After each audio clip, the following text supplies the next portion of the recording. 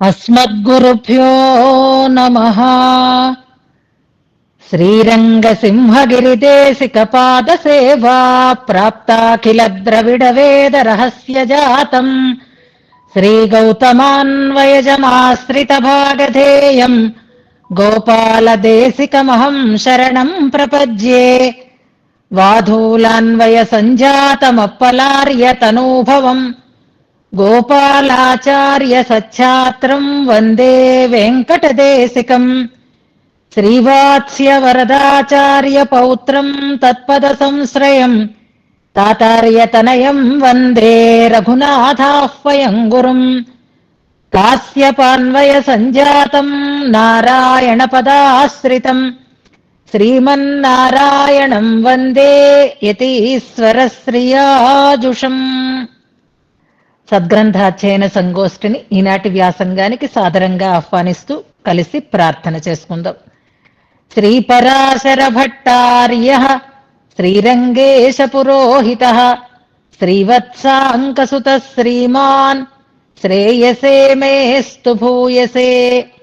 ఉల్లాస పల్లవిత పాలిత సప్తలోకీ నిర్వాహకోరకిత నేమ కటాక్షలీలాం శ్రీరంగహర్మ్యతల మంగళదీపరేఖాం శ్రీరంగరాజమహిషీం శ్రియమాశ్రయామః. అనాఘ్రాతావజ్యం బహుగుణపరీణాహి మనసో దుహానం సౌహార్దం పరిచితమివాథాపి గహనం పదానాం సౌభ్రాత్రాదనిమిష నిషేవ్యం శ్రవణయోః త్వమేవ శ్రీర్మహ్యం బహుముఖయవాణీ విలసితం.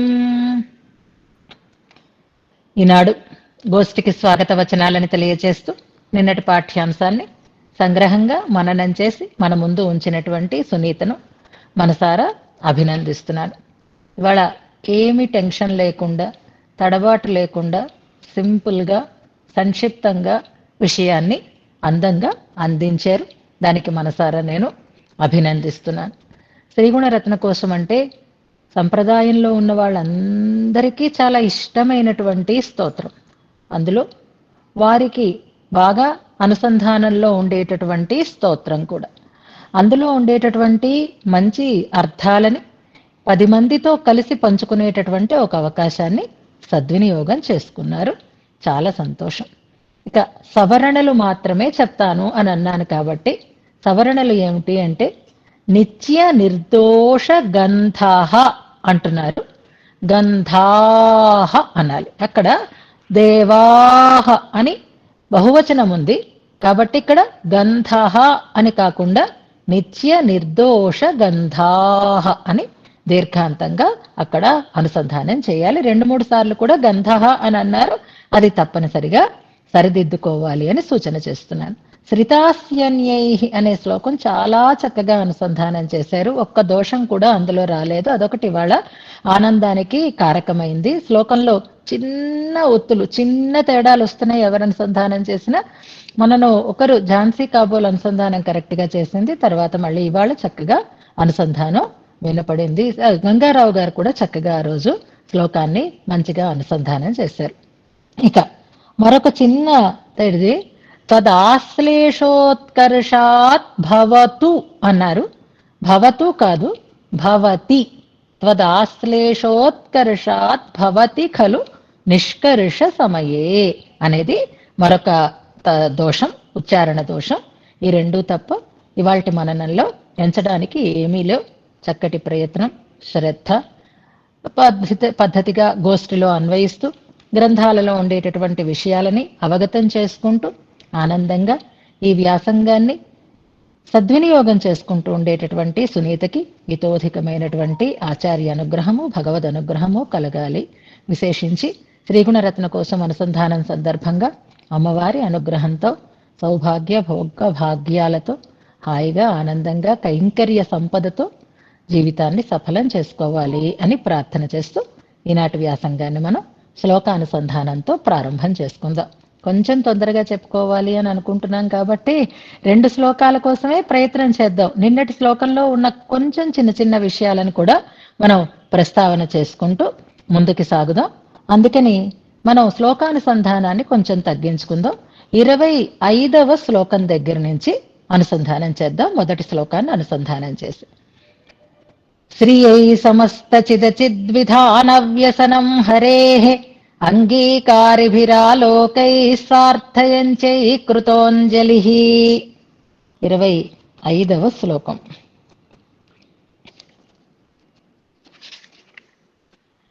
తత్ర స్రక్స్పర్శగంధం స్ఫురదుపరి ఫణారత్నరోచిర్వితానం విస్తీర్యానంతభోగం తదుపరి నయతా విశ్వమేకాతపత్రం తైస్తైః కాంతేన శాంతోదితగుణవిభవైరర్హతాత్వామసంఖ్యైః అన్యోన్యాద్వైతనిష్ఠా గణరసగహనాన్ దేవి బధ్నాసి భోగాన్ భోగ్యావామపి నాంతరీయకతయా పుష్పాంగరాగైः సమో నిర్వృత్త ప్రణయాతి వాహన విధౌ నీతాః పరీవాహతాం దేవి త్వామనునీళయా సహ మహీదేవ్యः సహస్రం తథా యాభిస్త్వం స్తనబాహుదృష్టిభిరివ స్వాభిప్రియం శ్లాఘసే తే సాధ్యాः సంతి దేవా జనని గుణవపుర్వేషవృత్తస్వరూపైః భోగైర్వా నిర్విశేషాः సవయస ఇవయే నిత్య నిర్దోషగంధాః హే శ్రీ శ్రీరంగభర్తుస్తవ చ పదపరీచారవృత్యై సదాపి ప్రేమ ప్రద్రాణభావా విలహృదయ హఠాత్కారకైంకర్య భోగాః స్వరూపం స్వాతంత్ర్యం భగవత ఇదం చంద్రవదనే తదాశ్లేషోత్కర్షాద్భవతి ఖలు నిష్కర్ష సమయే త్వమాసీః మాతశ్రీః కముతిరితమిత్థం త్వవిభవః తదంతర్భావాత్ త్వాం న పృథగభిదత్తే శృతిరపి. ఇవాళ సమయం ఉంటే ప్రమాణ తిరట్టును కూడా అనుసంధానం చేసుకుందాం. ఇందులో ప్రధానంగా మనకి ఇయర్పాలు నిన్నను ఒక పాసురాన్ని మనం చెప్పుకున్నాము. ఇరండాం తిరువందాదిలో 56వ పాసురం నోట్ చేసి పెట్టుకోండి. అలాగే నాన్ముఖం తిరువందాది తిరుమషయాళ్వార్లు అనుగ్రహించినది అది మనకి ఇందులోనే ఉంటుంది. ఆ నాన్ముఖం తిరువందాదిలో 53వ పాసురము 62వ పాసురము గుర్తుపెట్టుకోండి.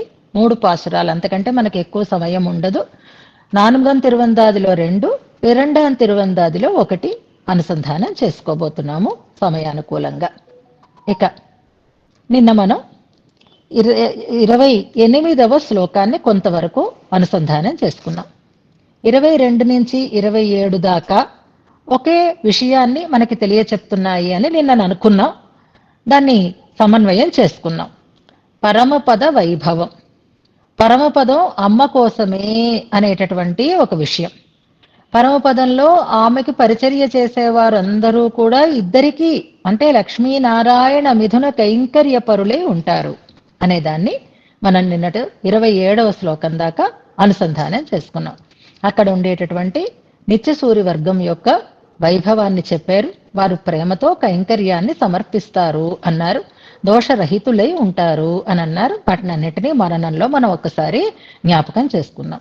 అక్కడితో ఒక చాప్టర్ కంప్లీట్ చేసి ఇప్పుడు అమ్మ వైభవం, అంత గొప్ప వైభవం ఉంటే అక్కడ ఉండేటటువంటి పరమాత్మ వైభవాన్ని గురించి స్పష్టంగా చెప్పినటువంటి వేదం అమ్మ వైభవాన్ని అంత స్పష్టంగా ఎందుకు చెప్పలేదు, ఎక్కడో అక్కడక్కడ మాత్రమే చెప్పింది అనేటటువంటి ఒక సందేహానికి నిన్నటి శ్లోకంలో ఒక సమాధానాన్ని చెప్పారు భట్టర్ వారు.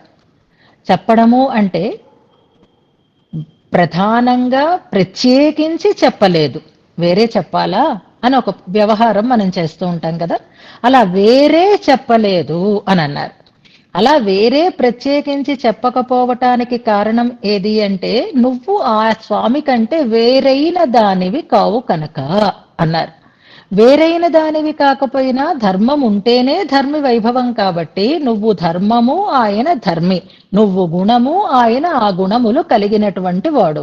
గుణములు కలిగినటువంటి వ్యక్తిని ప్రశంసిస్తే గుణి గురించినటువంటి వైభవ గుణము కలిగిన వాడు అని అన్నాం కాబట్టి ఆ వైభవం చెప్పినట్టే అని చెప్పబడేది.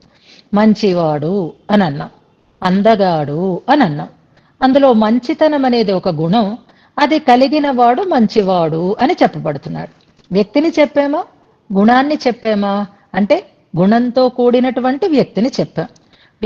గుణంతో కూడిన వ్యక్తిని చెప్పినప్పుడు గుణాన్ని గురించి కూడా ప్రస్తావన చేసినట్టే. అలాగే అమ్మ గురించినటువంటి ప్రస్తావన వచ్చింది, అమ్మని చెప్పినట్టే అయింది. అందులో కలిసే ఉన్నావు కాబట్టి వేరే నీ గురించినటువంటి ప్రస్తావన లేదు అని మనకి నిన్న తెలియచేశారు. నిన్నటి శ్లోకంలో అమ్మని ఇదమిత్థంత్వ విభవ త్వం ఆసీ, జాగ్రత్తగా ఆ పదం ఒక్కటే మనం తెలుసుకుంటే చాలు. ప్రారంభంలో స్వరూపం స్వాతంత్ర్యం అంటూ ప్రారంభం చేశారు రెండు వైభవాలని. స్వామి యొక్క స్వరూపము, స్వామి యొక్క స్వాతంత్ర్యము. ఆ స్వాతంత్ర్యము అనే దాన్ని గుణాలకి ఒక ఉపలక్షణంగాను చెప్తారు, లేదా స్వభావము అని కూడా చెప్తారు. ఆ స్వరూపము అంటే ఇదం, స్వాతంత్ర్యము అంటే ఇత్థం అని దానికి సమన్వయం చేస్తారు. ఈశ్వరుడు, ఈయన ఈశ్వరుడు అంటే ఇదం అనేటటువంటి విభవం. ఇలాంటి వాడు ఈశ్వరుడు అంటే ఇత్థం అనేటటువంటి వైభవం. ఇదం విభవము, ఇత్థంత్వ విభవము. ఈశ్వరుడు అంటే ఈయన, ఈశ్వరుడు అంటే ఇలాంటి వాడు అనేటటువంటి విభవము వేరే ఎవరో కాదు, అది అమ్మే అని. త్వం ఆసీహి, నువ్వే ఆ విభవము అయి ఉన్నావు. అంటే భగవంతుణ్ణి గురించినటువంటి ఆ స్వరూపం తెలుసుకోవాలి అంటే వెతుక్కుంటాం. ఎలాగా? నిష్కర్ష చెయ్యడం అన్నారే, అలా నిశ్చయించి చెప్పడానికి కావలసినటువంటి ఆధారం నువ్వే అవుతున్నావు. వక్షస్థలంలో నువ్వు లేవనుకో, ఆయన పరదైవము అనేటటువంటి ఆలోచనే పెట్టకోవడానికి అవకాశం లేదు. అంచేత ఆ విభవం ఈయన ఈశ్వరుడు అని అనాలి అంటే నువ్వే అవకాశం, నువ్వే, నీతో కలిసిన వాడే ఈశ్వరుడు, నువ్వు కలిగిన వాడే ఈశ్వరుడు అని చెప్తున్నావు కనుక ఆ విభవము నీదే, విభవమే నువ్వు. ఇక ఇత్థం, ఇటువంటి వాడు ఈశ్వరుడు అని చెప్పాలి అన్నా నువ్వే కారణమవుతున్నాయి. ఆమె స్వాతంత్ర్య రూపా సా లక్ష్మీ అనేటటువంటి ఒక సంహితలో ఉండేటటువంటి ఒక ప్రమాణాన్ని మనకు చూపిస్తారు. స్వరూపం స్వాతంత్ర్యం అని ఇక్కడ చెప్పారు కాబట్టి ఆ స్వాతంత్ర్యము కూడా అమ్మేనా అంటే అవును అనేదాన్ని మనకి ఉదాహరణగా చెప్తారు. ఆమె భగవంతుని యొక్క స్వాతంత్ర్య రూపా అని మనకి స్పష్టం చేస్తారు. అంచేత స్వరూపము స్వాతంత్ర్యము నువ్వే, స్వామి స్వరూపాన్ని నిరూపిస్తున్న దానివి నువ్వే, కాబట్టి నీ గురించి వేరే చెప్పలేదు అని వేదంలో అమ్మ ప్రస్తావన ఎక్కువగా చెయ్యకపోవటానికి కారణాన్ని, వేరే చెప్పకపోవడానికి కారణాన్ని వెనుకటి శ్లోకంలో మనకి చెప్పారు. అందులో 3 సంబోధనలు మనం జ్ఞాపకం పెట్టుకోవాలి అని అనుకున్నాము. ఒకటి చంద్రవదనే అనేటటువంటి ఒక సంబోధన, మరొకటి శ్రీహి అనేటటువంటి సంబోధన, మరొకటి మాతః అనేటటువంటి సంబోధన. చంద్రవదన దగ్గర నిన్న చెప్పుకున్నాము, అంటే చంద్రుని వంటి వదనము కలిగినది అంటే ఆహ్లాదాన్ని కలిగించేది, ఆనందాన్ని కలిగించేది. ఎవరికి అంటే పరమాత్మకి, మనకి కూడా అని చంద్రవదన అన్నదానికి మనం చెప్పుకున్నాం. ఇప్పుడు ఇంకొక చిన్న విశేషాన్ని అక్కడ తెలుసుకుందాం. జ్ఞానం మనకి కలగాలి, అది కూడా భక్తి రూపాపన్నమైన జ్ఞానం అని ఆళ్వార్ల యొక్క పాశురాలలో మనం వింటూ ఉంటాం. మయర్వర మదినల మరుళినన్ అనే ప్రయోగంలో భక్తి జ్ఞానము అని 2. ఆ భక్తితో కూడినటువంటి జ్ఞానమే, భక్తి రూపం పొందినటువంటి జ్ఞానమే భగవంతుణ్ణి మనం తెలుసుకోవడానికి కారణమవుతుంది. భగవత్ స్వరూప జ్ఞానం మనకి కలగాలి అంటే భక్తి జ్ఞానములు ఉండాలి. చంద్రవదనే అనేటటువంటి ప్రయోగం ద్వారా ఇంట్రెస్ట్ ఉన్న వాళ్ళు జాగ్రత్తగా నోట్ చేసుకోండి. చంద్రుడు అంటే చంద్రమా మనసో జాతః అన్నట్లుగా మనస్సుకి ప్రతీక చంద్రుడు. వదనము అంటే ముఖము, ముఖము అంటే ముఖే ముఖే సరస్వతి అన్నట్లుగా జ్ఞానానికి ప్రతీక వదనము. చంద్ర వదన 2 శబ్దాలతో మనస్సు అంటే భక్తికి స్థానము అని అనుకుంటే చంద్ర శబ్దంతో భక్తి, వదన శబ్దంతో జ్ఞానము చెప్పబడుతున్నాయి. ఈ భక్తి జ్ఞానాలని కలిగించేది ఎవరవుతారు అంటే అమ్మవారు అవుతారు. ఆ భక్తి జ్ఞానాలతోటి మనకి భగవత్ స్వరూప జ్ఞానం కలుగుతుంది, భగవత్ స్వరూప స్వభావాలని మనం తెలుసుకునేటటువంటి అవకాశం కలుగుతుంది. అప్పుడు కానీ మనకి భగవద్ అనుభవంలో ఆనందము తెలియదు. ఆ ఆనందాన్ని, ఆ అనుభవాన్ని మనం పొందడానికి ప్రేరకురాలు అవుతోంది, పురుషకారిణి అవుతోంది అమ్మా అని చంద్రవదనే అన్న చోట మరొక వివరాన్ని కూడా మనకు చెప్తారు. ఇంకొకటి శ్రీహి, స్వామి యొక్క ఇదం ఇత్తంత్వ విభవం అన్నట్లుగా ఆయన వక్షస్థలాన్ని ఆశ్రయించి ఉంది కాబట్టే ఆయన స్వరూపాన్ని నిరూపిస్తోంది అనే దాన్ని శ్రీహి అనేటటువంటి శబ్దంతో స్పష్టం చేస్తున్నారు. ఆమె లేకపోతే ఆయన పరదైవంగా గుర్తింపబడడు. అదే మనం పాసురం చివరిలో అనుసంధానం చేసుకుంటాము. నాన్ముఖం తిరువందాదిలో తిరుమழிசை ఆళ్వార్లు స్పష్టంగా చెప్పారు, తిరువిల్లా దేవరై, దేవరల్లారై అంటూ వస్తుంది. లక్ష్మి లేని దేవతలు, దేవతలు కానివారు అంటే పరదైవతలు కానివారు పరదైవతలుగా భావించి మీరు చేరకండి, ఆశ్రయించకండి అంటారు. ఎవరు నిజంగా పరదైవం కారు అంటే తిరువిల్లా దేవర్ అంటారు. అంచేత శ్రీహి అనే పదం స్వామి యొక్క స్వరూప నిరూపణ చేస్తోంది, సదా వక్షస్థీమని ఆశ్రయించి అని ఆ అర్థాన్ని మనకు తెలియచేస్తోంది. ఇక మాతః అనే పదం జాగ్రత్తగా వినండి. మాతః అంటే తల్లి అని పిలుస్తున్నారు అని నిన్న అనుకున్నాం. తల్లిలాగా ప్రేమగా మనకు దోషాలను మన్నిస్తుంది. ఇది కామన్ గా ఉండేటటువంటి అర్థం. ఇక్కడ ఒక చిన్న శ్లోకం చదువుతాను, అందులో అర్థం మీరు గుర్తించగలిగితే ఈ పదానికి కూడా అర్థం మనకి స్ఫురిస్తుంది. దేవి త్వన్, అది కాదు, మనకి కాంతా చతుశ్లోకిలో 2వ శ్లోకం, దేవి త్వన్మహిమానమాత్మనైవా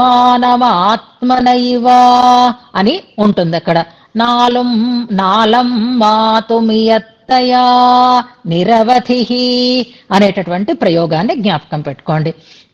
నీ భక్త కూడా, స్వామి కూడా, సాక్షాత్తుగా శ్రీమన్నారాయణుడు కూడా తన మహిమని తాను కొలవలేడు, నీ మహిమని అలాగే తాను కొలవలేడు. ఎందుకని? అది నిరవధికమైనది కనుక అంటారు. నాలం మాతుహు అంటారు. అలం నా, శక్తి కలిగిన వాడు కాదు. దేనికి? మాతుహు, కొలవడానికి అని అర్థం. మానం అంటాం చూసారా, కొలమానం ఇలా అంటూ ఉంటాం, కాలమానం ఇలాంటి ప్రయోగాలు వస్తాయి చూసారా. ఆ అర్థంలో తీసుకుంటే మాతః అని అనంటే కొలిచేది అని అర్థం అన్నమాట. దేన్ని కొలుస్తుంది అంటే స్వామి యొక్క ప్రమాణ పరిమాణాన్ని కొలిచేది అవుతుంది. అంటే ఆమెని బట్టే స్వామి యొక్క పరస్వరూప ప్రమాణము, దాని యొక్క పరిమాణం, దాని యొక్క కొలత మనకి తెలుస్తుంది, నిర్ధారకురాలు అవుతుంది అని మాతః అన్న చోట కొలిచేది అని ఒక అర్థాన్ని మనకి వ్యాఖ్యానంలో రాస్తారు. అంటే ఈ శ్లోకంలో ఉండే విశిష్టత ఏది అంటే 3 సంబోధనలు కలిగినటువంటి ఒక శ్లోకం ఇది. మనకి ఇప్పుడు మొదట వచ్చినటువంటి శ్లోకం. మా అంటే లక్ష్మీదేవి అని సంస్కృతంలో మా అనేటటువంటి ఒక్క అక్షరమే, అదే పదము ఇందిరా లోకమాత మా రమా మంగళ దేవత అంటారు. మా అంటేనే లక్ష్మి అని అర్థం అనమాట. మాతః అనేది ఆ మా విడదీసుకోకూడదు. మాతః అనేది ఒకటే పదం. అంటే కొలిచేది అనేటటువంటి అర్థంలో ఆ ధాత్వర్థాన్ని బట్టి ఒక విశేషాన్ని చెప్తారు. సాధారణంగా మాత అంటే తల్లి అనే అర్థాన్నే మనం తెలుసుకుంటాం. ఇక్కడ అభిప్రాయం ఈ పద ప్రయోగంలో జనని అనొచ్చు, మరొకటనొచ్చు. అలా కాకుండా మాతః అంటున్నారు అంటే ఈ అర్థం స్ఫురిస్తుంది అని 3 సంబోధనాలకి 3 రకాలైనటువంటి అర్థాలని చెప్పి ఈ శ్లోకంలో ఏ విషయాన్నైతే ప్రతిపాదన చేస్తున్నారో ఆ విషయానికి తగిన రీతిలో సంబోధనలు ఉన్నాయి అని చెప్తారు వెనుకటి శ్లోకంలో. అంటే వెనుకటి శ్లోకం మనకి స్వామి పరతత్వము అని నిరూపించేది అమ్మా అని చెప్తున్నారు. అంటే స్వామి మిగిలిన వారి లాంటి వాడు కాదు. ఏ వస్తువైనా మిగిలిన వస్తువుల కంటే వేరైనది అని చెప్పాలి అంటే దానికంటూ ఒక స్పెషల్, ఒక గొప్ప ప్రత్యేకమైనటువంటి లక్షణం ఉండాలి అని ఇంతకు ముందు కూడా మనం చెప్పుకున్నాం. చాట, బుట్ట, చీపురు లేదా కొండ ఇలాంటివన్నీ మనం తీసుకుంటూ ఉంటే ఇది అది కాదు, అది ఇది కాదు, అన్ని దీంట్లో కొన్ని కామన్ లక్షణాలు ఉన్నా దానికి ఇది ఈ వస్తువే అని చెప్పడానికి ఎలాగైతే ఒక ప్రత్యేకత ఉంటుందో అదే మనకు చెప్తారు. ఆవు అంటే 4 కాళ్ళున్నది, తోక ఉన్నది, తెల్లగా ఉన్నది, సమాంతరంగా ఉన్నది, కొమ్ములు ఉన్నది. ఇవన్నీ అయితే ఈ లక్షణాలన్నీ మిగిలిన వాటికి కూడా ఉంటాయి. గంగడోలు ఉన్నది అంటే ఆవు అని మనకి ఒక ప్రత్యేకమైన లక్షణం.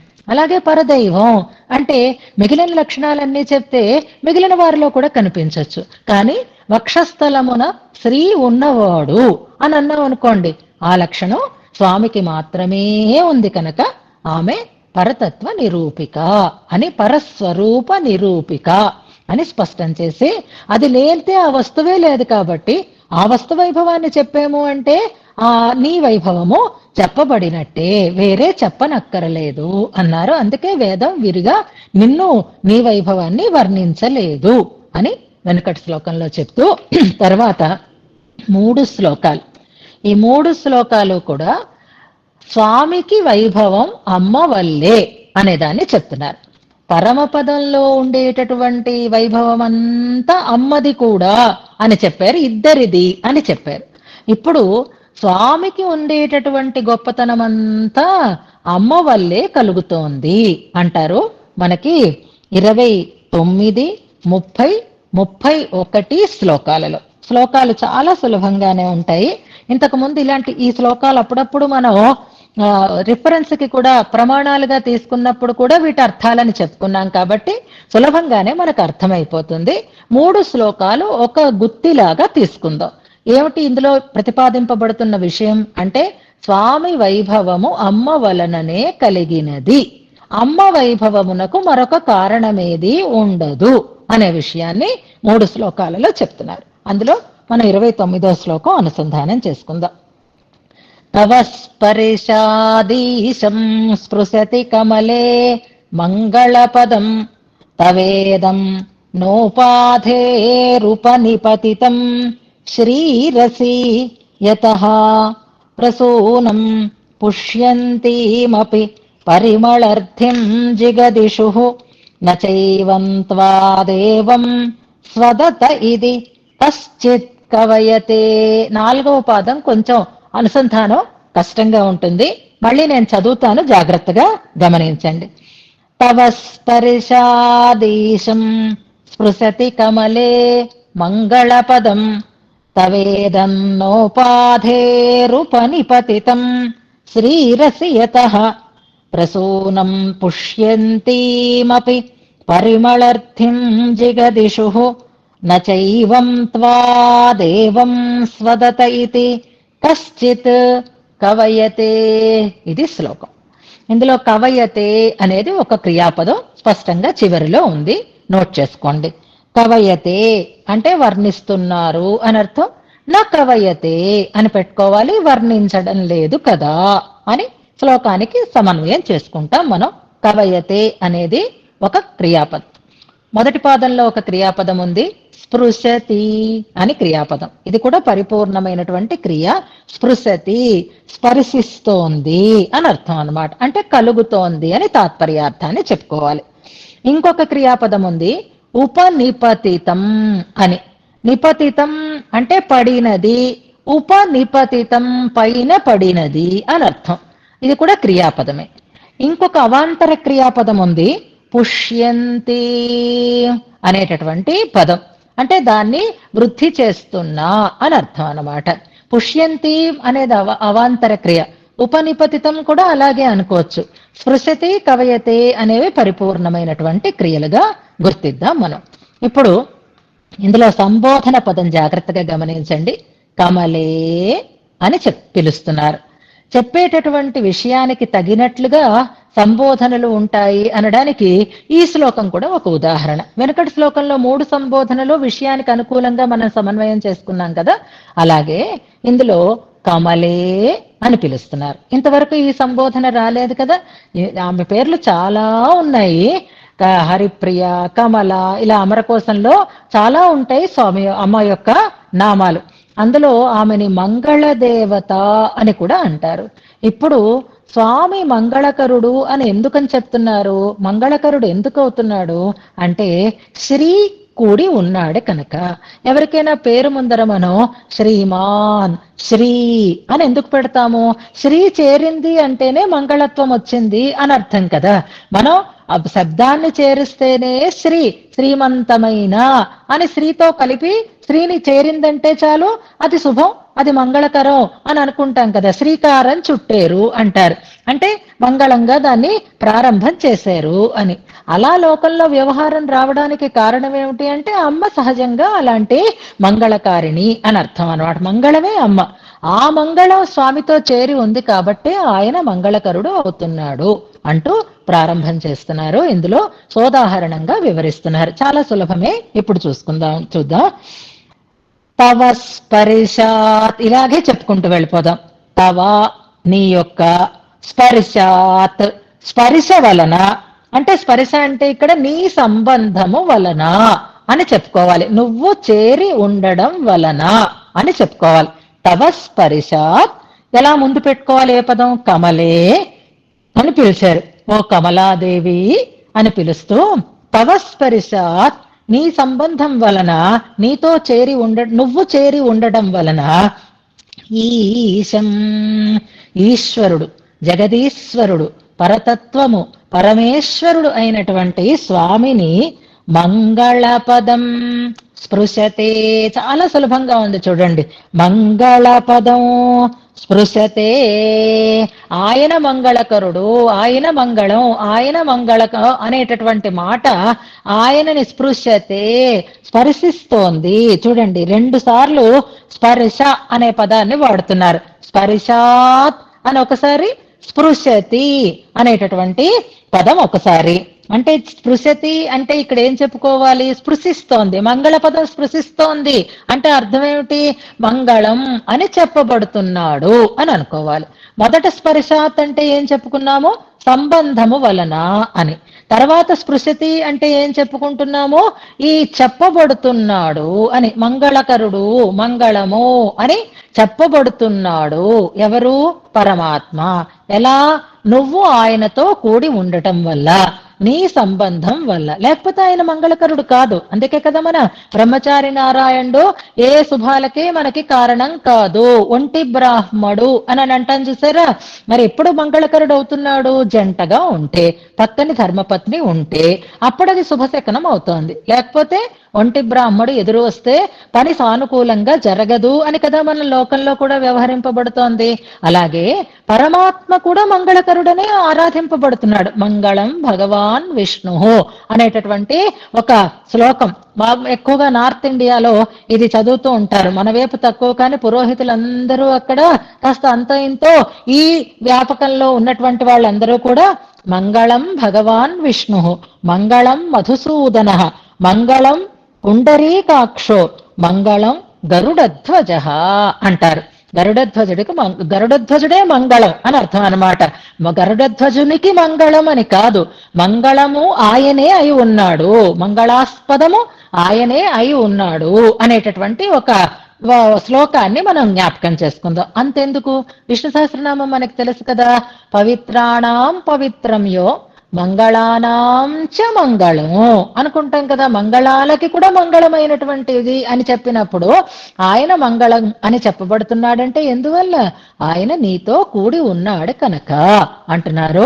భగవంతునికి మంగళత్వము ఎవరి వల్ల వస్తోంది? అమ్మ వల్ల వస్తోంది. కమలే, ఓ కమలాదేవి, తవ స్పర్శాత్ నువ్వు చేరి ఉండటం వల్ల, నీ సంబంధము వలన, ఈశం పరమేశ్వరుడైనటువంటి పరమాత్మకి మంగళపదం స్పృశతి. మంగళకము అనేటటువంటి మాట, మంగళముడు అనే మాట చెప్పబడుతోంది అంటున్నారు. అవునా? అంటే నేను కలిస్తే ఆయనకు అంత గొప్పతనం అన్నమాట. మరి నేను మంగళకరం అని ఎందువల్ల అంటున్నారు? శ్రీదేవి మంగళకరమైనది, శ్రీదేవి మంగళాస్పదమైనది, మంగళము అని చెప్పబడుతోంది కదా. దానికి కారణం ఏమిటి? భగవంతుడు మంగళుడు అని చెప్పబడుతున్నాడు అంటే అమ్మ చేరడం వల్ల. మరి అమ్మ ఎలా గొప్పదైంది అంటే, తవా నీకైతే, ఇదం ఈ మంగళత్వం అనేది, ఉపాధే నా ఉపనిపతితం నువ్వు సహజంగా మంగళకారిణివమ్మా. నీకు మరొక కారణం వల్ల మంగళత్వం అనేది కలగలేదు. నువ్వు నా ఉపాధే ఉపనిపతితం. ఏది ఉపాధి కాదు, ఏది కారణం కాదు. ఏదో ఒక కారణం వల్ల నీకు ఈ మంగళత్వం అనేది ఏర్పడింది అని చెప్పుకోక్కర్లేదు. ఇది నీ మీద వచ్చి పడినది కాదు. ఉపనిపతితం, నా మీద వచ్చి పడింది అంటూ ఉంటాం చూసారా మన వ్యవహారంలో, అలాంటి ప్రయోగమే ఇది. ఉపనిపతితం, వచ్చి పడినది అంటే పైన తెచ్చి పెట్టుకున్నది అని అర్థం అన్నమాట. ఏదో ఒక కారణం చేత. కానీ అది కాదమ్మా, నువ్వు సహజంగా నీకుంది మంగళత్వం. స్వామికి మంగళత్వం ఎలా వచ్చింది? నువ్వు ఆయనతో చేరి ఉండడం వల్ల. పసుపు ముట్టుకుంటే చేతులు పచ్చగా అయిపోతాయి. చేతులు పచ్చగా ఎందుకైనాయి అంటే పసుపు ముట్టుకున్నాం కనుక. పసుపు పచ్చగా ఎందుకుంది అంటే ఏం చెప్తాం మనం? ఎందుకు పచ్చగా ఉంది అంటే ఏం చెప్తాం? సహజం, పసుపు పచ్చగానే ఉంటుంది అని అంటాం. మన చేతులు ఎందుకు పచ్చగా అయినాయి అంటే పసుపు ముట్టుకోవడం వల్ల అని చెప్పుకోవచ్చు. కానీ పసుపు ఎందుకు పచ్చగా ఉంది అని ఎవరైనా అడుగుతారా? ఎవరు అడగరు కదా. పసుపు పచ్చగా ఎందుకుంది అని ఆలోచనైనా వస్తుందా మనకి? రాదు కదా. ఇంకా చెట్టు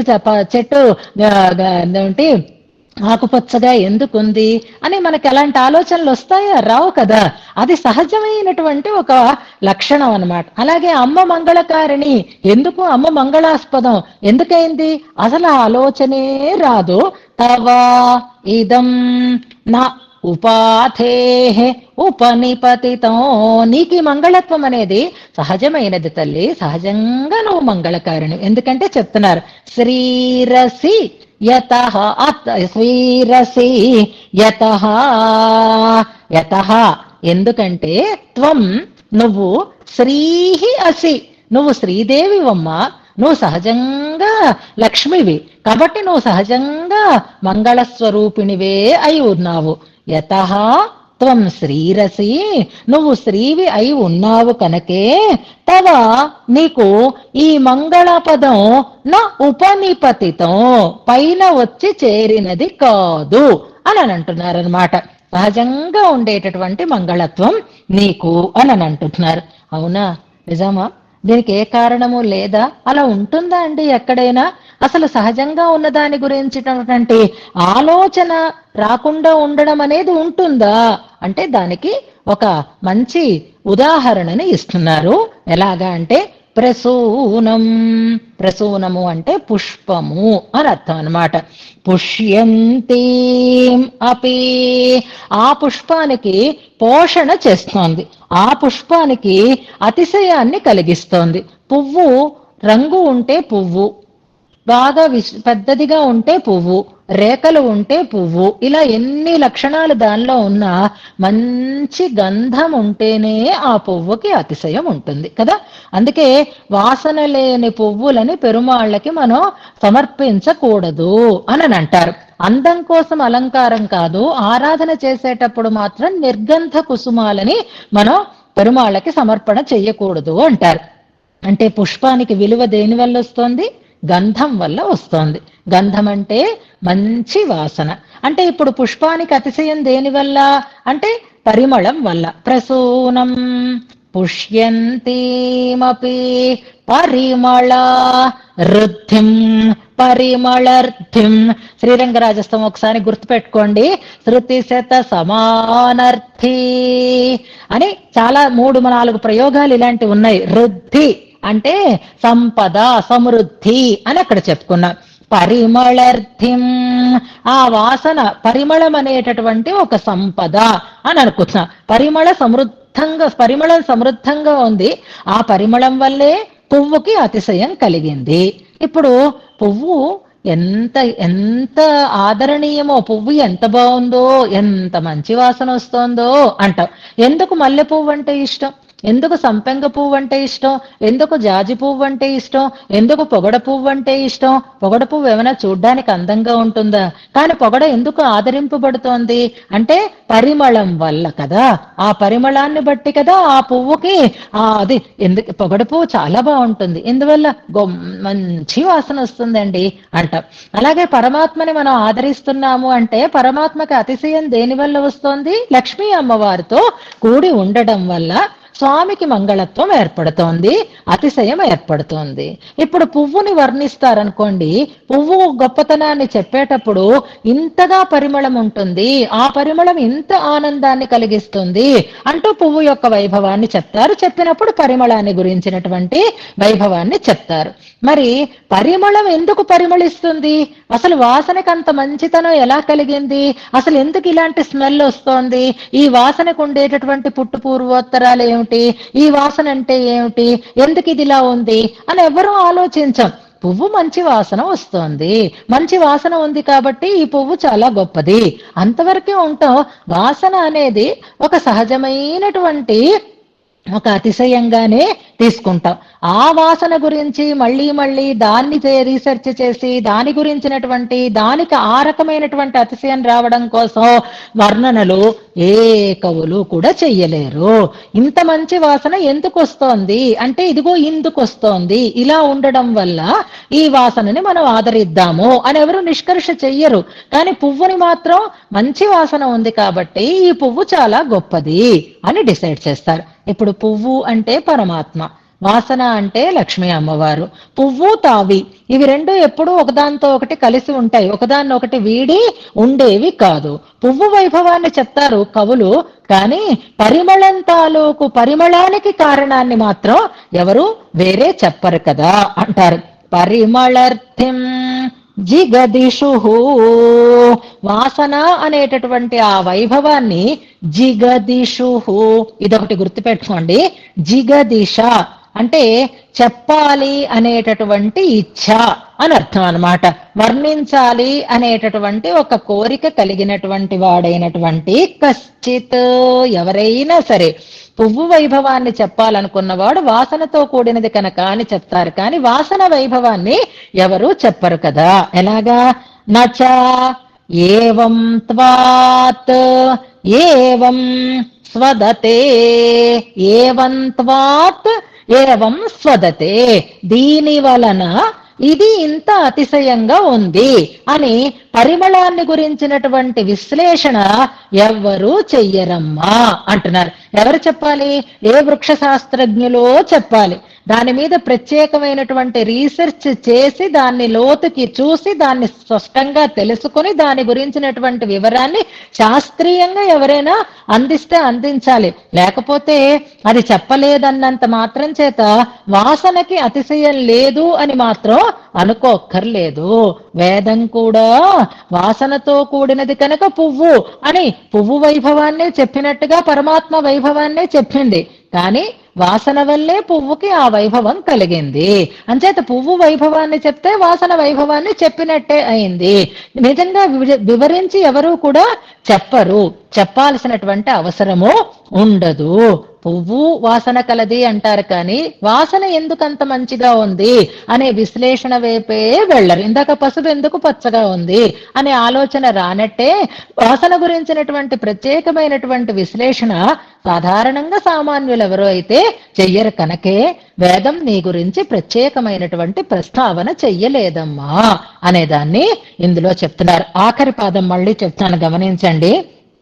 జిగదిషు, వర్ణించాలి అని అనుకున్నటువంటి కశ్చిత్, ఎవరైనా ఒకడు అని అర్థం అన్నమాట. అంటే వర్ణించేవాడు ఎవడైనా అని అంట. చెప్పేవాడు ఎవడైనా ఏం చెప్తాడా అలాగా అంటాం కదా. జిగదిషు కశ్చిత్, వర్ణన చెయ్యాలి అనుకున్నటువంటి వాడు ఎవడైనా సరే ఏవం త్వాత్, ఇలాంటిది కావటం వల్ల ఏవం స్వదతే, ఇలా మనకి అది ఆకర్షణీయంగా ఉంది, అది మనకి అనుకూలంగా ఉంది. ఇతి అని న కవయతే హి, చెప్పడు కదా. కవయతే అన్నదానికి నా అనేది అక్కడికి మనం అన్వయం చేసుకోవాలన్నమాట. నచైవం త్వా అనుంది, నచైవం నచ కవయతే, ఎవరు చెప్పరు కదా. ఈ నచ అనేది ఆ క్రియాపదానికి ముందు పెట్టుకోవాలి. ఏవం త్వాత్ ఏవం స్వదత, దీనివల్ల ఇది ఇలా ఉంది, దీనివల్ల దీనికి అతిశయం వచ్చింది, దీనివల్ల ఇది అందరూ ఆదరిస్తున్నారు అనే విషయం వాసన విషయంలో ఎవరు చెప్పరు. పువ్వు గురించి మాత్రం చెప్తారు. నిజానికి పువ్వుకు అతిశయం వాసన వల్లే కలిగింది, కానీ పువ్వుని చెప్తారు కానీ వాసనని మళ్ళీ ప్రత్యేకించి దానికి కారణం గురించినటువంటి ఆలోచనే రానట్టుగా అమ్మవారి వైభవాన్ని విశేషించి చెప్పాలి అనేటటువంటి అవసరమే లేదు అనేదాన్ని, వెనుక చెప్పిన దాన్ని ఇందులో మరొకసారి బలపరుస్తున్నారు. అందుకే చెప్పలేదు. ఇక్కడ కమలే అనేటటువంటి ఆ పదప్రయోగంలో అమ్మని పద్మము, పువ్వు, వాసన అని అన్నారు కాబట్టి అమ్మ పద్మాలయాం పద్మకరాం పద్మపత్ర నిభేక్షణాం వందే పద్మముఖీం దేవీం పద్మనాభ ప్రియామహం అనేటటువంటి శ్రీస్తుతిలో ఉండేటటువంటి ఒక శ్లోకాన్ని జ్ఞాపకం చేసుకుని, పువ్వు వాసన అని చెప్తున్నారు కనుక అమ్మ నామాలలో ఆ పువ్వు అనేటటువంటి కమల అనేటటువంటి పదాన్ని ఇక్కడ ప్రయోగించడం చాలా ఉచితంగా ఉంది అని అంటారు. ఇక ఇద్దరు వేరు కారు అని చెప్పేటప్పుడు ఆ పువ్వు తావి రెండు వేరు కావు అని చెప్పడం కూడా ఒక ఉద్దేశం. అందుకే కమలే అని అన్నారు అంటే శ్రీమన్నారాయణులు ఎప్పుడూ ఒకరికి ఒకరు దూరమై ఉండరు, ఒకరిని విడిచి ఒకరు ఉండరు అని అర్థం.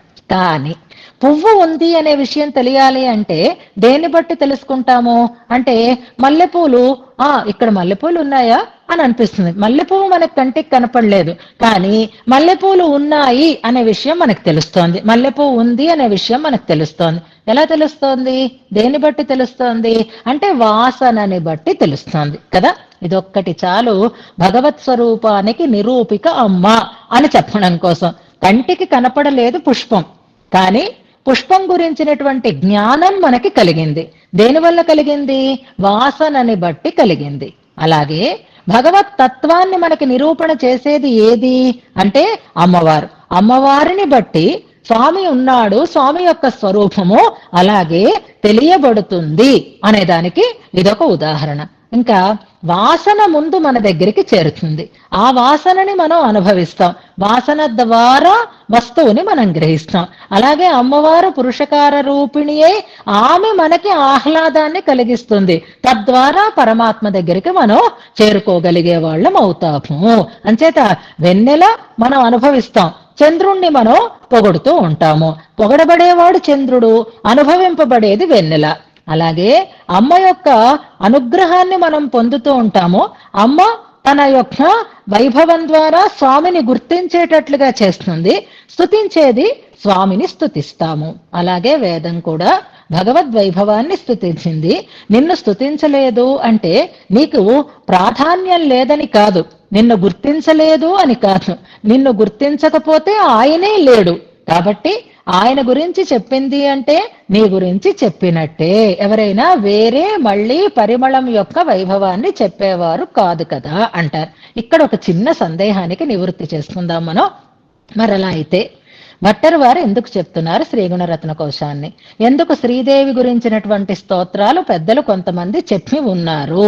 వేదంలాగే భగవద్వైభవంలోనే ఇది కూడా ఇమిడి ఉంటే శ్రీస్తుతి పరమైనటువంటివి శ్రీ సూక్తంలో వచ్చిందనుకోండి, అలా కాకుండా విడిగా లక్ష్మీతంత్రం లాంటివి ఎందుకు వచ్చాయి? ముఖ్యంగా భట్టరు వారు ఎందుకు చెప్తున్నారు అనంటే, అందరూ అన్ని పరిశోధనలు చేసి కనుక్కోరు, కానీ పై జ్ఞానం ఉంటుంది. కానీ కొంతమంది విశేష పరిశోధనలు చేస్తారు, నిశితంగా దాన్ని చూస్తారు, విశదంగా ఆ వస్తు దర్శనం చేస్తారు. అలాంటి వాళ్ళని మనం ఏమంటాం? వైజ్ఞానికులు అంటాం, శాస్త్రవేత్తలు అంటాం, పరిశోధకులు అంటాం. వాళ్ళు బయటికి కనిపిస్తున్న దానితో తృప్తి పడక ఇంకా ఇంకా ఇంకా ఇంకా లోతుకి పరిశోధనలు చేసి అంతర్గతంగా ఉండేటటువంటి విషయాలని అందరికీ కనపడేటట్లుగా చేసేటటువంటి శ్రమని వాళ్ళు చేస్తారు. అలాంటి శాస్త్రజ్ఞులే, అలాంటి వైజ్ఞానికులే మన భట్టరు వారు అని మనం తెలుసుకోవాలి. వారు రీసెర్చ్ చేసి పబ్లిష్ చేసినది ఏది అనంటే వేదమంతా కూడా అమ్మ వైభవాన్నే చెప్తోంది అనే విషయాన్ని బాగా లోతుగా పిహెచ్డి చేసి డాక్టరేట్ పట్టా పొందినట్లుగా శ్రీగుణ రత్న కోశం అనేదాన్ని చెప్తున్నారు. ఈ శ్రీగుణ రత్న కోశం అంతా కూడా వేదాల చేత కూడా చెప్పబడింది, కానీ పరిశోధన చెయ్యక్కర్లేదు అన్నట్లుగా అంతర్లీనంగా ఉంది. పరిశోధన చేసి ఆ అంతర్గతంగా ఉండేటటువంటి అంశాన్ని ప్రకటిస్తున్నారన్నమాట భట్టరు వారు. అందుకని అమ్మ వల్లే స్వామికి మంగళత్వము అని ఆ వైభవానికి కారకం అమ్మే. అమ్మ గురించి చెప్పకపోవడం అనేది ఎవరికి అలాంటి స్పృహ ఉండదు కనుక అంటారు. ఇక్కడ సరదాగా చెప్పుకోవాలి అంటే ఎంతైనా దంపతులలో ఆయన పేరే వినిపిస్తుంది, ఆయనకే సత్కారాలు అవుతూ ఉంటాయి, ఆవిడ వెళ్ళి పక్కన కూర్చుంటుంది. లోక వ్యవహారం కూడా ఇలాగే ఉందేమో, బహుశా వేదం దగ్గర నుంచి కూడా ఆడవాళ్ళని అలాగే ఇగ్నోర్ చేస్తోందా అని ఒక చమత్కారంగా మనం భావించవచ్చు. కానీ పెద్దలు దాన్ని అలా అనుకోనివ్వలేదు.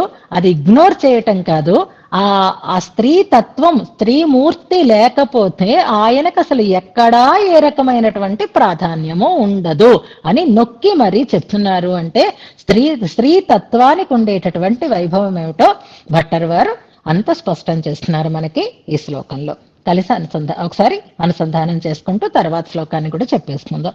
తవ స్పర్శాది సంస్పృశతి కమలే మంగళ పదం తవేదం నోపాధేరుపనిపతితం శ్రీరస్యతః ప్రసూనం పుష్యంతీమపి పరిమళర్ధ్యం జిగదిషుః నచైవం త్వాదేవం స్వదత ఇతి కశ్చిత్ కవయతే. ఎవరు పెద్దగా పట్టించుకోరు, ఎవరు చెప్పాలన్న ఆలోచన కూడా ఉండదు అనేదాన్ని చెప్పారు. తర్వాత శ్లోకం. అపాంగా భూయాంసో యదుపరి పరం బ్రహ్మ తదభూత్ అమీయత్ర ద్విత్రాః స చ శతమఖాదిస్తదధరాత్ అత శ్రీరామ్నాయః తదుభయముషం త్వాం ప్రణిజగౌ ప్రశస్తి సారాజ్ఞో యదపి చ పురీకోశకథనో. 2-3 సార్లు ఈ శ్లోకాన్ని మనం చెప్పుకున్నాం, మరొకసారి చదువుతాను. అపాంగా భూయాంసో యదుపరి పరం బ్రహ్మ తదభూత్ అమీ యత్ర ద్విత్రాః స చ శతమఖాదిః తదధరాత్ తతః శ్రీః ఆమ్నాయః తదుభయముషం త్వాం ప్రణిజగౌ ప్రశస్తిః సారాజ్ఞో యదపి చ పురీకోశకథనో. చాలా అందమైన చమత్కారంగా చెప్తున్నారు భట్టర్ వారు. అంటే బద్రీనారాయణ భట్టర్ స్వామి వారి చమత్కారమే ఎప్పుడు గుర్తొస్తుంది. ఇలాంటి విరుద్ధమైనటువంటి స్టేట్మెంట్స్ భట్టర్ వారి కవితలో కనిపిస్తూ ఉంటాయి. మొదట ఒకలా అంటారు, మాట మార్చేస్తారు, వకీల్లాగే అని అన్నారు చూసినారా. అలాగే మనకి నీ గురించి వేదం చెప్పలేదు అన్నారు, వేరే చెప్పాల్సిన అవసరం లేదు కాబట్టి చెప్పలేదు అన్నారు.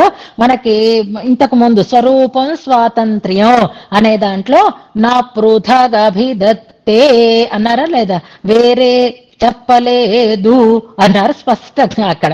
కానీ ఇప్పుడు మాట మార్చేస్తున్నారు. ఏమని అంటున్నారు అంటే వేదం అంతా నీ గురించే చెప్పింది అంటున్నారు. ఆ దానికి దీనికి ఇంత ఆపోజిట్ స్టేట్మెంట్ ఏమిటి అంటే మళ్ళీ చెప్పలేదు, చెప్పాల్సిన అవసరం లేదు కనుక ఇలా ఎక్స్ప్లెయిన్ చేసామనుకోండి, అప్పుడు కొంతమంది ఉంటారు ఇలాగే సమర్థించుకుంటారండి, అంతేనండి ఆడవాళ్ళని ఎప్పుడూ అలాగే ఇగ్నోర్ చేస్తారండి, వాళ్ళకి ఎంతైనా ఇంపార్టెన్స్ ఉండదండి అని ఎవరైనా అలా అనుకుంటారేమో అని. అవును, అలా కాదు, వేదంలో చెప్పబడినది నీ వైభవమేనమ్మా అని మళ్ళీ స్పష్టం చేస్తున్నారు. ఎలాగా అనే దాన్ని ప్రతిపాదన చేస్తున్నారు. ఇందులో చూడండి, క్రియాపదం మనకి ప్రణిజగౌ అనేటటువంటిది ప్రధానమైనటువంటి క్రియాపదం. 3వ పాదంలో చివరిని ఉంది చూడండి, ప్రణిజగౌ అనేది. మరొక క్రియాపదం కూడా అక్కడే ఉంది, ఉషన్ అనేది అవాంతర క్రియగా చెప్పుకోండి. ఉషన్ అనేది ఒక క్రియాపదమే, అవాంతర క్రియ. ప్రణిజగౌ అనేది మనకి ప్రధానమైనటువంటి క్రియాపదం అని తెలుసుకుందాం. ప్రణిజగౌ, ఉషన్ ఈ 2 క్రియాపదాలుగా అనుకోండి. ప్రణిజగౌ అంటే, జగౌ అంటే చెప్పెను అని అర్థము. మనకి గానము చేసి జగవు జగామా మొన్న చెప్పుకున్నాను చూసారా. ఈ క్రియాపదం ఎక్కడొచ్చింది మనకి ఇంతకు ముందు ఒక శ్లోకంలో ఇలాంటి ప్రయోగాన్ని మనం జ్ఞాపకం చేసుకున్నాము. సుందరకాండలో ఉండేటటువంటి ప్రయోగాన్ని కూడా మనం అక్కడ సమన్వయం చేసుకున్నాం. ఈలోగా గుర్తు చేసుకుందాం మనం. ప్రణి జగౌ, ప్రాణి అని 2 ఉపసర్గలు, జగౌ అంటే చెప్పాను అని స్పష్టంగా చెప్పాను అని అర్థం అనమాట. బాగా చెప్పింది, స్పష్టంగా చెప్పింది అని అర్థం.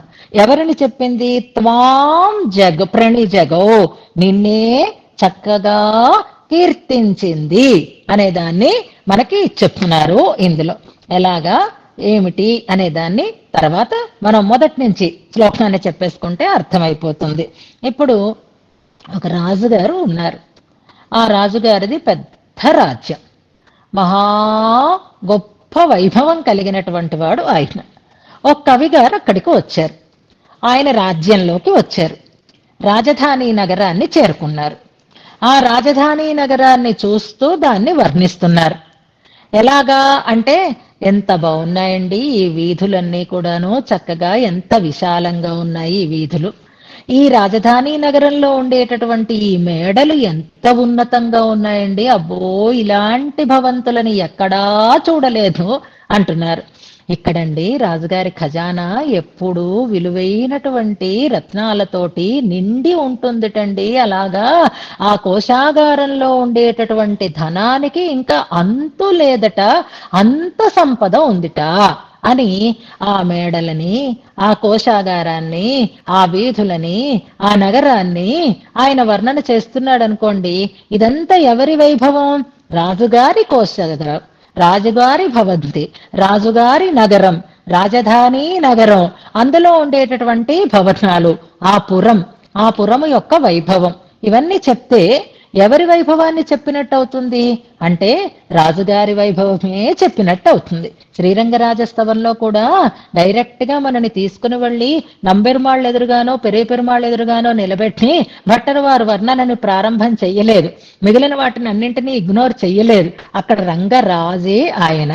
ఒక రాజు వైభవాన్ని చెప్పాలి అంటే ముందు దేన్ని చూపించాలి అంటే ఆయన పురిని చూపించాలి, ఆయన కోశాగారాన్ని చెప్పాలి, ఆయనకు ఉండేటటువంటి వైభవము ఆ రకంగా ప్రతిపాదన చేయబడింది. జయతి తరామిహ రంగరాజధాని, ఎంత అద్భుతంగా వర్ణించారు. అక్కడ ఉండేటటువంటి రంగరాజధానిలో ఉండేటటువంటి భవంతులని, అక్కడ ఉండేటటువంటి వైభవాన్ని అదంతా వివరణ చేసుకుంటూ వస్తే అదేవి రంగరాజస్తవం కాదండి. ఒక నంబెరుమాళ్ళని పెరుమాళ్ళని పొగడిందే రంగరాజస్తవం అండి అని మనం అనుకుంటామా? అలాగే ఆ రాజుగారు ఇక్కడ ఎవరు అనంటే అమ్మని ఒక రాజు స్థానంలో చూపిస్తున్నారు. ఇక పొగడబడుతున్నటువంటి భవంతులు, కోశాగారాలు అవన్నీ ఎవరు అనంటే అవన్నీ పరమాత్మ, ఇతరములైనటువంటి ఇతర దేవతలు ఈ కేటగిరీలోకి వస్తాయిట. ఏ ఉద్దేశ్యంలో అనంటే వేదం ఎవరి వైభవాన్ని చెప్తోంది అంటే పరమాత్మ వైభవాన్ని చెప్తోంది, ఇందులో సందేహం లేదు. అంతేనా అంటే ఇంద్రుడు, బ్రహ్మ, రుద్రుడు మొదలైనటువంటి దేవతల యొక్క వైభవాన్ని కూడా మనకి వైభవం కూడా వేదంలో చెప్పబడుతుంది. అంటే ఇప్పుడు వేదం దేనిని గానం చేసింది? ఇంద్రాది దేవతల వైభవము వేదంలో చెప్పబడింది, పరమాత్మ యొక్క వైభవము వేదంలో చెప్పబడింది. అవునా? మరి అమ్మ ఇంద్రాది దేవతా స్తుతి చేసేటటువంటి మంత్రాల పాటి లేవు అమ్మ వైభవము. మరి అమ్మ చెప్పబడినట్టే కదా అనంటే కాదు, అమ్మే చెప్పబడింది అందులో అని అంటున్నారు 13వ శ్లోకంలో. అని ఆది జగౌ అని పెడుతున్నారు. Very good. అది జగౌ అన్న పదానికి చూడమన్నాను. ప్రణి జగౌ అనే దానికి మనం తర్వాత చూసుకుందాం ఆ పదానికి కూడా. ఇప్పుడు అలా చెప్పింది ఎందుకు? అది అమ్మ వైభవం ఎలా అవుతుంది అనడం కోసం చెప్తున్నారు. అక్కడ ఆయన ఉన్నారు కదండి, పరమాత్మ అంటున్నారు, పరంబ్రహ్మ అని అంటున్నారు. ఎలా అయినారో తెలుసా? ఆయన పరబ్రహ్మ అంటే ఆయనకు కొంచెం మెజారిటీ ఎక్కువ వచ్చిందండి. ఎవరైనా ఒక పార్టీ గెలిచింది, ఒక పార్టీ ఓడిపోయింది అంటే ఎందుకని? ఓట్ల వల్లే కదా. ఎవరికి ఎక్కువ ఓట్లు వస్తే అది గెలిచింది, ఎవరికి తక్కువ ఓట్లు వస్తే అది దానికంటే తక్కువ స్థానంలో ఉంది. అలాగే అక్కడ కూడా జరిగింది, ఎక్కువ తక్కువ ఓట్లు కాదు, అమ్మ యొక్క కరుణా కటాక్షములు ఇది తీసుకుంటున్నారు. కరుణా కటాక్ష ప్రసారం ఎక్కువగా ఎవరి మీద పడితే ఆయన ఉన్నత స్థానానికి వెళ్ళిపోయాడు. అన్నిటికంటే ఉన్నత స్థానం ఏది అంటే పరబ్రహ్మ స్థానం. ఆ పరబ్రహ్మ స్థానంలో ఆయన ఎలా కూర్చున్నాడండి అంటే బ్రహ్మ అనేది ఒక పదవి అన్నట్లుగానే ఈయన మీద, ఈ నారాయణుడు గారి మీద అమ్మగారి చూపు ఎప్పుడూ అధికంగా పడుతూ ఉంది. కాబట్టి నిజానికి అమ్మ వైభవం ఎంతటిది అంటే మనకి తిరువృత్తంలో ఒక పాసురం చెప్తారు, అమ్మ పాదానికి అంటినటువంటి ఇసుక రేణువు, అమ్మ పాదస్పర్శతో ఒక సామాన్యమైనటువంటి ఇసుక రేణువు కూడా పరబ్రహ్మత్వాన్ని పొందుతుంది అంటారు తిరువృత్తంలో ఒక పాసనల్లో. వీలుంటే రేపు మనం చెప్పుకుందాం. అది అమ్మ వైభవం. అంటే అమ్మ యొక్క ఆ సంపర్కం, అమ్మ యొక్క సంబంధంతో వస్తు వైభవం అక్కర్లేదు, ఏదైనా సరే పరబ్రహ్మగా అయిపోతుంది. మరి అలాంటప్పుడు పాదస్పర్శ కాదు, చూపులు ఎప్పుడూ ఆయన మీద పడుతున్నాయి కాబట్టే ఆయన పరబ్రహ్మ అయినాడు అంటున్నారు. అపాంగములు కడగంటి చూపులు, భూయాంసహ అధికంగా ఎదుపరి ఎవరిపైన అయితే పడ్డాయో అంటున్నారనమాట. మనం లక్ష్మీ కటాక్షం లక్ష్మీ కటాక్షం అని అనుకుంటూ ఉంటాం చూసారా, నిజంగా ఆ కటాక్షాన్ని ఇలాగే మనకి చెప్తున్నారు. ఎదుపరి ఎవరి మీదైతే పడ్డాయో, ఆమె చూపులు అధికంగా ఎవరి మీదైతే పడ్డాయో, పరం బ్రహ్మ తత్ అభూత్, ఆయన అని కూడా అనడం లేదండి, తత్ అది ఏ వస్తువు మీద అమ్మ చూపు పడితే అధికంగా పడింది అనడానికే నిదర్శనం పరబ్రహ్మ అయి ఉండడం అనేదాన్ని మనం గుర్తుపెట్టుకోవాలి. ఆ పరం బ్రహ్మ తదభూత్ అంటే ఇప్పుడు నారాయణుడి గారికి ఆ స్థానం వచ్చింది అంటే దానికి కారణం అమ్మ చూపులు అధికంగా ఆయన మీద పడేటటువంటి ఒక అదృష్టాన్ని పొంది ఉన్నాడు కాబట్టే పరబ్రహ్మగా ఆయన ఉన్నాడు. మరి అందరినీ అంత ఎక్కువగా చూడదు కదా, స్వామినే ఎక్కువ చూస్తుంది కాబట్టి ఆయనకు ఆ వైభవం కలిగింది. కానీ మిగిలిన వాళ్ళ వైపు కూడా ఆమె దృష్టి అప్పుడప్పుడు ఇటు అటు పడుతుంది కదా. ఆమె యత్ర ద్విత్రాహ, అమీ అంటే ఈ కటాక్షాలే, యత్ర ఎవరి మీదైతే దేని మీదైతే, ద్విత్రాహ ద్విత్రి అన్నమాట. ఇలాంటి పద ప్రయోగమే మనకు ఒకటి వచ్చింది, గుర్తుపెట్టుకోండి. 5, 6 చాలు అనేటటువంటి అర్థంలో మనం చెప్పుకున్నాం. పంచషా విప్రుష అనేటటువంటి ప్రయోగం. పంచష పంచవా షడ్వా అని చెప్పుకున్నాం. అలాగే ఇక్కడ ద్విత్రాహ 2, 3 తుంపరలు. అమీయత్ర, వెరీ గుడ్. అమీయత్ర ద్విత్రాహ 2, 3 తుంపరలు ఎవరి మీదైతే పడ్డాయో వాళ్ళ వైభవం చూడండి. సచా ఆయన శతమఖ ఆది ఇంద్రుడే కూర్చున్నాడట ఆయన. అంటే ఇంద్రుడే ఐశ్వర్యవంతుడు అని మనం అనుకుంటూ ఉంటే ఆ ఇంద్రుడికి కలిగిన ఐశ్వర్యము 2, 3 చుక్కలు పడితే అయిందిట అంతే. అలాంటిది అధికంగా పడితే ఆయన దేవుడే అయి కూర్చుంటాడనమాట. శతమఖ ఆది అంటున్నారు. ఎందుకు ఇంద్రుణ్ణి చెప్పడం, ఆయన బ్రహ్మ ఈయన పరంబ్రహ్మ అని చెప్పాలి కదా. కానీ బ్రహ్మగారంటే ఏమిటో ఆ ఐశ్వర్యం అంతగా అనిపించదు. రుద్రుడు అంటే ఎక్కడో తిరుగుతూ ఉంటాడండి, ఈయన ఐశ్వర్యవంతుడు ఏమిటి అని అనిపిస్తుంది. వాళ్ళిద్దరినీ కాకుండా, నిజానికి వాళ్ళని చెప్పాలి కానీ కాకుండా, శతమఖ స్వర్గలోక వైభవాన్ని దేవలోకానికి ఈశ్వరుడుగా ఉండేటటువంటి ఇంద్రాదులుగా అయిపోతారట. అంటే బ్రహ్మరుద్రాదులు కూడా ఇందులో చేరతారనమాట. అలాంటి స్థితి కలుగుతుంది మనకి. యస్యాహ కటాక్ష వీక్షాక్షణ లక్ష్యం లక్షితాహ మహేశాహ స్యుహు అనేటటువంటి కూరత్తాళ్వాన్ ప్రయోగాన్ని కూడా ఇక్కడ మనం అన్వయం చేసుకోవాలి. అదే భావనని భట్టర్ వారు చెప్తున్నారు.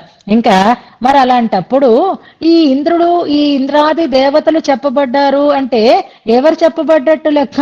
వాళ్ళందరూ కూడా కోశాగారాల లాంటి వాళ్ళు, పురంలో ఉండేటటువంటి భవనాల లాంటి వాళ్ళు అంటారు. రాజుగారివి నువ్వు, నీ కటాక్షం వాళ్ళ మీద పడింది, ఇదిగో ఇంత అద్భుతం. రాజు తలుచుకుంటే దెబ్బలకి కొదవా అన్నట్లుగా రాజుగారు తలుచుకుంటే అద్భుతంగా భవంతులు ఏర్పడతాయి, మార్గాలు రాజమార్గాలు ఏర్పడతాయి, కోశాగారము నిండుగా ఉంటుంది. మరి అమ్మగారు తలుచుకున్నారు, అమ్మగారి కటాక్షం పడింది, ఓ వాళ్ళు ఉన్నతమైనటువంటి స్థానాన్ని పొందారు. ఇప్పుడు వర్ణిస్తున్నారు వాళ్ళని. అంటే రాజుగారి రాజధానిలో ఉండేటటువంటి పురీ కోశ కథనం లాంటిదే అనమాట. ఎలాగంటే కృష్ణదేవరాయల మహాసామ్రాజ్యం, దాన్ని స్వర్ణయుగం అని మనం చరిత్రలో చదువుకున్నాం.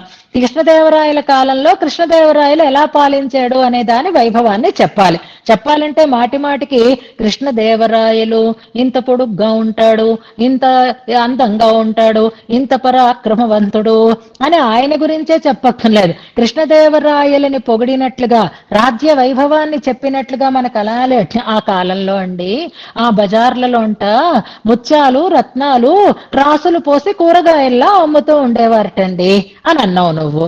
అంటే దానికి కృష్ణదేవరాయల వైభవానికి సంబంధం ఉందా లేదా అంటే ఉన్నట్టే. ఐశ్వర్యం ఆనాడు అంతగా పొంగి పొరలింది అన్నమాట ఆయన రాజ్యంలో అనేదాన్ని మనకు తెలుస్తుంది. అలాగే అమ్మా అతహ అంటున్నారు. అతహ శ్రీహి అందువల్ల హే శ్రీహి ఇందులో సంబోధన పదం అన్నమాట. ఆమ్నాయం ఆమ్నాయం అంటే వేదము అని అర్థం. ఆ వేదము అందువల్లే తదుభయం ఆ ఇద్దరిని అంటున్నారు. అంటే పరబ్రహ్మని మిగిలినటువంటి దేవతలని వారిద్దరిని కూడా ఉషన్ చెప్పింది. వాళ్ళిద్దరి వైభవాన్ని గురించినటువంటి ప్రస్తావన చేసింది అని అంటారు. ఉషన్ వాళ్ళని పేర్కొంటూ అంటున్నారు. వాళ్ళని పేర్కొంటూ అంటే ఇప్పుడు మనం ఏ కంట్రీకైనా వెళ్ళామనుకోండి, లేదా ఏ పెద్ద నగరాలకైనా వెళ్ళామనుకోండి, అక్కడ ఉండేటటువంటి స్థితిని, అక్కడ ఉండేటటువంటి పరిపాలనా దక్షతని, అక్కడ ఉండేటటువంటి ఐశ్వర్యాన్ని దేన్ని బట్టి గ్రహిస్తాం మనం? అక్కడ ఉండే రోడ్లు, అక్కడ ఉండే రవాణా వ్యవస్థ, అక్కడ ఉండేటటువంటి కట్టడాలు, వీటిని బట్టే కదా. అలా వేదం చెప్పింది అంటే అదంతా ఎవరి ప్రభావాన్ని చెప్పినట్టు అంటే అమ్మ వైభవాన్ని చెప్పినట్టు అంటారు. తదుభయం ఉషన్ వాటిని గురించినటువంటి వివరణని చేస్తూ విచారణ చేస్తూ త్వాం ప్రణిజగో నిన్నే కీర్తించిందమ్మా. వాటి గురించి ప్రస్తావన చేసింది అంటే అర్థం ఏమిటి అంటే నిన్ను కీర్తించినట్టే లెక్క. నిన్ను కీర్తించడంలో ఇదొక విధానంగా తీసుకుంది అంటారు. అయోధ్య నామ నగరి అంటే వాల్మీకి కూడా ఎందుకు ప్రారంభం చేశారు? నగరాన్ని, నగరంలో ఉండే జనాలని, అక్కడ ఉండేటటువంటి రాజమార్గాలని, వీధులని అన్నింటినీ చెప్పడం దశరథుని వైభవాన్ని గురించి చెప్పడమే కదా. అలాగే ఇక్కడ రాజు స్థానంలో నారాయణుడు కాదు, రాజు స్థానంలో అమ్మవారు అనేది గుర్తుపెట్టుకోవాలి మనం. అమ్మవారి సంపదే ఈ పరబ్రహ్మతో పాటుగా మిగిలినటువంటి దేవతానీక కూడా. వీళ్ళందరి గురించి వేదం ప్రస్తావన చేసింది అంటే ఆ రకంగా వాళ్ళని పేర్కొంటూ వాళ్ళని చెప్తూ నిన్నే గానం చేసింది అంటున్నారు. తదుభయముషం త్వాం ప్రణిజగో నిన్నే కీర్తించింది. లోకోక్తి ఒకటి చెప్తున్నారనమాట. ఏది అంటే ప్రశస్తి సా రాజ్ఞ సా ప్రశస్తి. రాజుగారి గురించి చేసినటువంటి ఆ ప్రశస్తి, ఆ స్తుతి యదపి చ పురీకోశ కథనం అపి అంటే రాజుగారి రాజ్యంలో ఉండేటటువంటి ఆ పురి రాజపురిని, అలాగే కోశం ధనాగారాన్ని కూడా కథనం చెప్పడం అనేది. యదపి అది కూడా సా చ రాజ్ఞ ప్రశస్తి రాజుగారి యొక్క ఆ ధన ఐశ్వర్య వైభవాన్ని చెప్పడం కూడా రాజుని ప్రశంసించటమే అవుతుంది కదా అని ఒక అర్థాంతరన్యాసాలంకారం అంటారు దీన్ని. హనుమాన్ అబ్ధిమతరత్ అని ఒక స్టేట్మెంట్. హనుమంతుడు సముద్రాన్ని దాటేడు అని. అవును, అయితే అంటే అదేం పెద్ద విషయం కాదు అని ఒక సామాన్యమైన విషయంతో దాన్ని సమన్వయం చేస్తున్నారు. హనుమంతుడు సముద్రాన్ని దాటడం అనేది ఒక విశేషమైనటువంటి విషయం. కానీ దుష్కరం కిం మహాత్మనాం మహనీయులకి దుష్కరమైనదేముంది, మహనీయులకి కష్టమైనదేముంటుంది కనుక అన్నారు. ఇది సామాన్యమైన విషయం అన్నమాట. ఆ విషయాన్ని ఈ విషయంతో ఇది చేసి సమన్వయం చేసి చెప్పడం అంటారు. అలాగే ఇక్కడ కూడా లోకంలో రాజుగారిని కీర్తించడము అంటే ఆయన పురీ కోశాలని కీర్తించడం కూడా రాజుని కీర్తించడమే అవుతుందమ్మా. అలాగే వేదం కూడా పరమాత్మని, పరంబ్రహ్మని, మిగిలినటువంటి దేవతానీకాన్ని వివరిస్తూ పాడినది ఎవరి గురించి, చెప్పినది ఎవరి గురించి, ప్రశస్తి ఎవరిది చెప్పబడింది అనంటే నిన్నే కీర్తించింది, నీ వైభవాన్నే స్పష్టం చేసింది అని వేదం వేరే చెప్పలేదు అన్నారు. వేరే చెప్పాల్సినటువంటి అవసరం లేదు అని అన్నారు. ప్రసూనం పుష్యంతి మపి అని చెప్తూ అసలు చెప్పకపోవడం ఏమిటి, చెప్పిందంతా నీ గురించే కదా అన్నారు ఈ శ్లోకంలో. అంటే స్వామి అమ్మ వైభవానికి ప్రతీక, అమ్మ వల్ల స్వామికి వైభవం వచ్చింది. మొదటిది మంగళాస్పదుడైనాడు అని అన్నారు ముందు శ్లోకంలో. ఇందులో పరతత్వం కావడానికి కూడా నీ కటాక్షము ఆయన యందు పరిపూర్ణంగా ప్రసరించటం వల్లే అన్నారు ఈ శ్లోకంలో. 2 శ్లోకాలని మనం ఉపదేశాత్మకంగా అనుసంధానం చేసుకుంటూ వ్యాసంగాన్ని పరిపూర్ణం చేసుకుందాం.